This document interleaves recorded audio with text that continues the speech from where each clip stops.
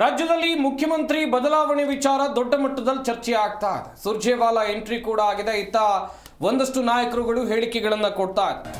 ಬಾಯಿ ಮುಚ್ಕೊಂಡಿರೋಕೆ ನಮಗೆ ಖರ್ಗೆ ಹೇಳಿದ, ಮನಸ್ಸಿಗೆ ಬಂದಂತೆ ವಿಶ್ಲೇಷಣೆ ಮಾಡಿದ್ರೆ ನಮಗೆ ಸಂಬಂಧ ಇಲ್ಲ, ಬಿಜೆಪಿಗೆ ಮಾಡೋ ಕೆಲಸ ಇಲ್ಲ, ಬರೀ ಇದೇ ಕೆಲಸ ಮಾಡ್ತಾ ಇದ್ದಾರೆ. ಗದಗದಲ್ಲಿ ಶಿಕ್ಷಣ ಸಚಿವರಾಗಿರುವಂತ ಮಧು ಬಂಗಾರಪ್ಪ ಕೊಟ್ಟಿರುವಂತ ಹೇಳಿಕೆ, 5 ವರ್ಷ ನಾವು ಗ್ಯಾರಂಟಿ ಯೋಜನೆಯನ್ನ ಕೊಡ್ತಾನೆ ಇರ್ತೀವಿ ಎನ್ನುವುದಾಗಿ ಹೇಳಿದ್ದಾರೆ ಮಲ್ಲಿಕಾರ್ಜುನ್ ಖರ್ಗೆ ಅವರು. ನಮಗೆಲ್ಲರಿಗೂ ಕೂಡ ಬಾಯಿ ಮುಚ್ಕೊಂಡಿರೋ ಕೇಳಿದ್ದಾರೆ. ಅದೇ ರೀತಿಯಾಗಿ ನಾವು ಬಾಯಿ ಮುಚ್ಕೊಂಡಿದ್ದೇವೆ ಎನ್ನುವುದಾಗಿ ಶಿಕ್ಷಣ ಸಚಿವರಾಗಿರುವಂತಹ ಮಧು ಬಂಗಾರಪ್ಪ ಅವರು ಹೇಳಿದರು.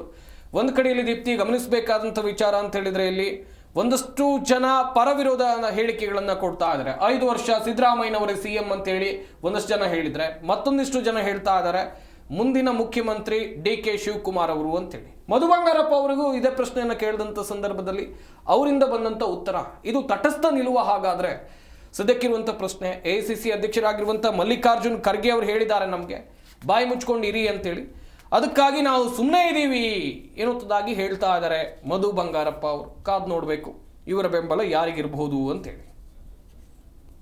ಚರ್ಚೆ ಮಾಡ್ತೀರಿ, ಮಲ್ಲಿಕಾರ್ಜುನ್ ಸಾಹೇಬರು ಖರ್ಗೆ ಸಾಹೇಬರು ಬಾಯಿ ಮುಚ್ಕೊಂಡಿರಿ ಅಂದರೆ ಅದೊಂದು ಬಿಟ್ಟರೆ ನಂಗೆ ಏನೂ ಗೊತ್ತಿಲ್ಲ ಈ ವಿಚಾರದಲ್ಲಿ. ಎಐಸಿಸಿ ಮತ್ತು ಒಬಿಸಿ ಸದಸ್ಯತ್ವ ಒಂದೊಂದೇ ಸ್ಥಾನಮಾನ ಅದನ್ನ ನೀವು ವಿಶ್ಲೇಷಣೆ ನಿಮಗೆ ಮನಸ್ಸಿಗೆ ಬಂದಂಗೆ ಮಾಡ್ಕೊಂಡ್ರೆ ನಾನು ಒಂದೇ ನಿಮಿಷ. ಬಿಜೆಪಿಯವರ ಇನ್ನೂ 3 ವರ್ಷ ಇದೇ ಕೆಲಸ, ಅದ್ರ ಜೊತೆಗೆ ಇನ್ನೊಂದು 5 ವರ್ಷ ಪ್ಯಾಕೇಜ್ ಡೀಲ್ ಅಂತ ಹೇಳ್ರಿ. ಅವ್ರಿಗೇನು ಗೊತ್ತನೋ, ಇಷ್ಟು ವರ್ಷ ಗ್ಯಾರಂಟಿ ಕೊಟ್ಟಾಗ ಇವ್ರು ಸುಳ್ಳು ಹೇಳ್ತಾರೆ, ಇವ್ರು ಕೊಡಲ್ಲ, ಬರೀ ಇದನ್ನೇ ಮಾಡಿದರು. ಹೊಲ್ಸ್ ಮಾಡಿದವ್ರು ಯಾರು?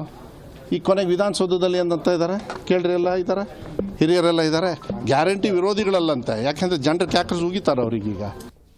ನೀವು ಮಾತ್ರ ಚರ್ಚೆ ಮಾಡ್ತೀರಿ, ಮಲ್ಲಿಕಾರ್ಜುನ್ ಸಾಹೇಬರು ಖರ್ಗೆ ಸಾಹೇಬರು ಬಾಯಿ ಮುಚ್ಕೊಂಡಿರಿ ಅಂದರೆ ಅದೊಂದು ಬಿಟ್ಟರೆ ನಂಗೆ ಏನೂ ಗೊತ್ತಿಲ್ಲ ಈ ವಿಚಾರದಲ್ಲಿ. ಎಐಸಿಸಿ ಮತ್ತು ಒಬಿಸಿ ಸದಸ್ಯತ್ವ ಒಂದೊಂದೇ ಸ್ಥಾನಮಾನ ನೋಡ್ರಿ ಗೇಟ್ ಪಾಸ್ ಕೊಡ್ತಾ ಇದ್ದಾರೆ. ಅದನ್ನ ನೀವು ವಿಶ್ಲೇಷಣೆ ನಿಮಗೆ ಮನಸ್ಸಿಗೆ ಬಂದಂಗೆ